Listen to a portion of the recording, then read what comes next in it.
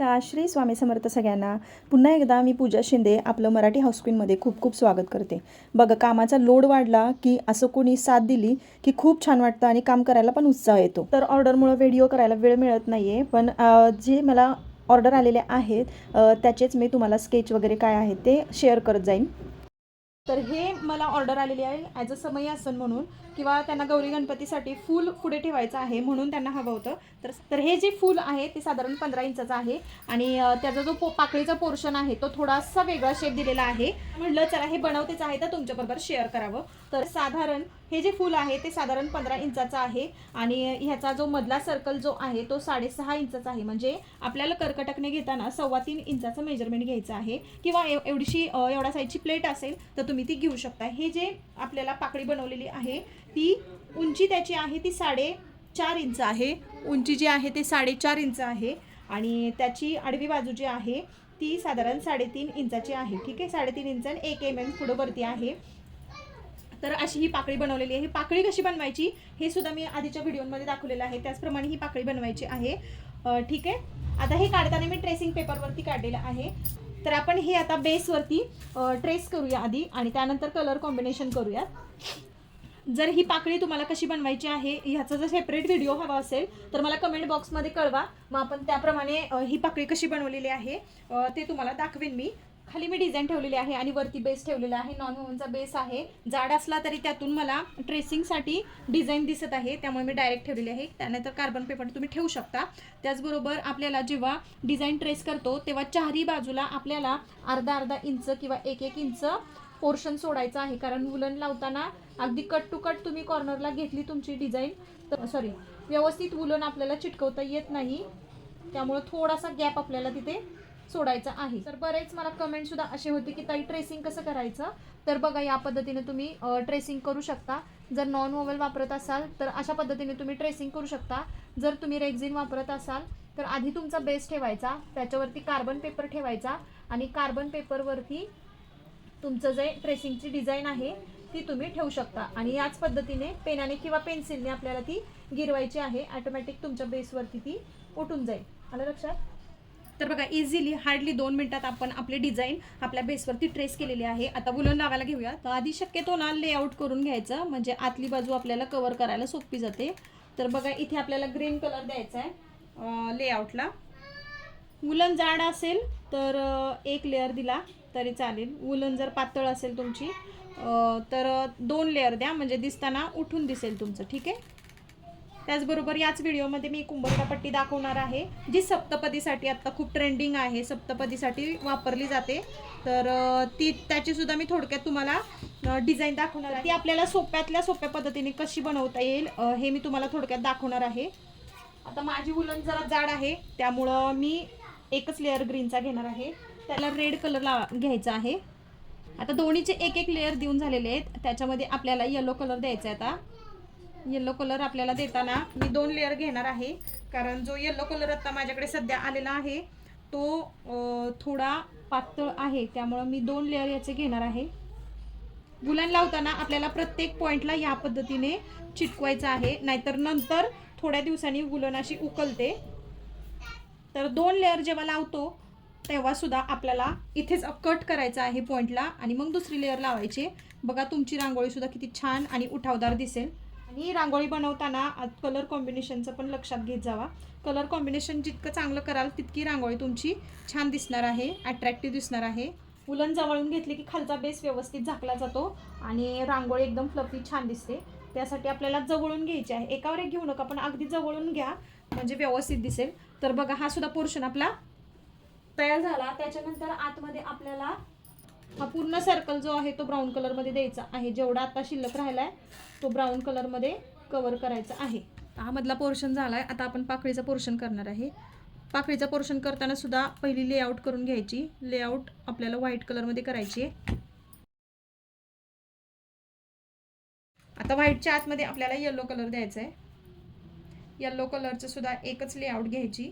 ह्याच्या आतमध्ये आपल्याला ऑरेंज कलर द्यायचा आहे. ऑरेंजच्या आतमध्ये रेड कलर आपल्याला फिल करायचा आहे.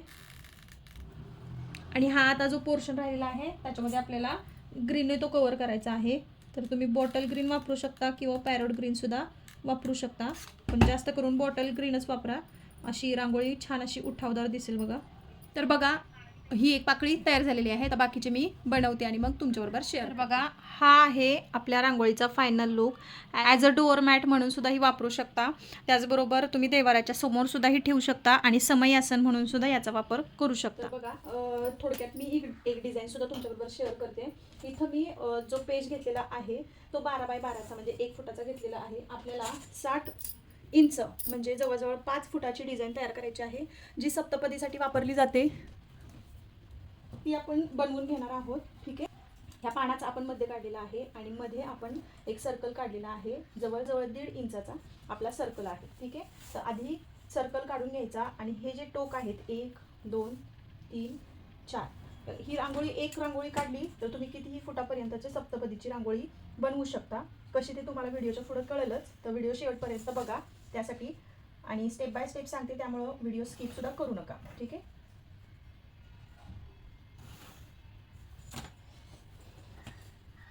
तर हा त्रिकोण आपल्याला 1 फुटाचा तयार करायचा आहे. आता 60 इंचामध्ये आपल्याला किती बसवायचे आहे तर ते आधी काढायचं आहे, ते कॅल्क्युलेशन आलं लक्षात. आता इथून आपल्याला साधारण 2.5 इंच आतमध्ये मार्जिन घ्यायचं आहे. किती? 2.5 इंच मार्जिन घ्यायचं आहे. चारी पॉईंटपासून आतमध्ये 2.5 इंचाचं मार्जिन घ्या. ते तुम्ही त्याचा एक बॅकड्रॉप म्हणून सुद्धा वापर करू शकता गणपतीच्या पाठीमागे, किंवा ॲज अ रांगोळी म्हणून सुद्धा तुम्ही त्याचा वापर करू शकता, किंवा नैवेद्यासाठी असं छान असं पान म्हणून तुम्ही तयार करू शकता. ओके. तर आता हे सुद्धा आपल्याला पॉईंट जोडून घ्यायचे. या पद्धतीने आपल्याला ते जोडायचं आहे. तर अगदी थोडक्यात सांगते आणि एक पोर्शन सांगितला की तुम्हाला ते व्यवस्थित जमणार आहे. तर हे 12 इंचाचं एक पान 60 इंचामध्ये आपल्याला 5 वेळा बसवायचं आहे. म्हणजे किती झाले? 12 पंचे 60, म्हणजे 5 पॅच आपले बसणार आहेत.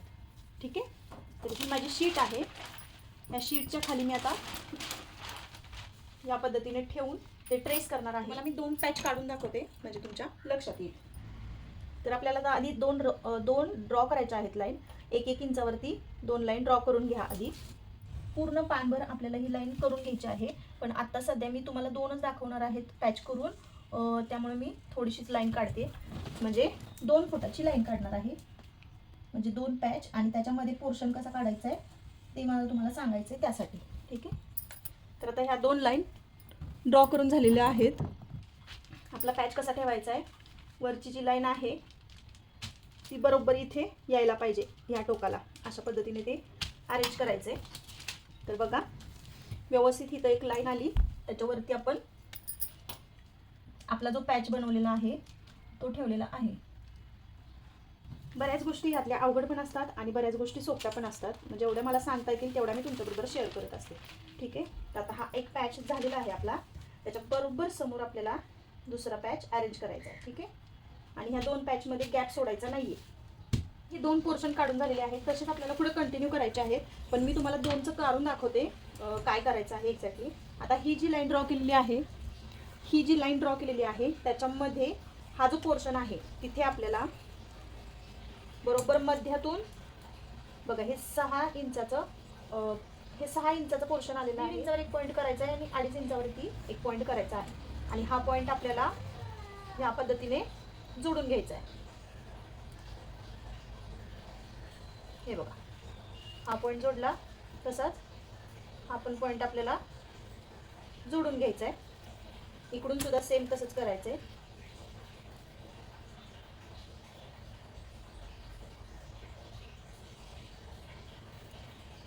हा पॉईंट आणि हा पॉईंट असा जोडलेला आहे. वर सुद्धा करताना आपल्याला काय करायचं आहे, इथे एक लाईन जोडायची आहे. अशी ड्रॉ करून घेतल्यानंतर परत याचा मध्य काढायचा आहे. इथून 1.5 इंचाचा काढायचा आणि खाली 2.5 इंचाचा, आणि हे 2 पॉईंट आपल्याला जोडून घ्यायचे आहेत.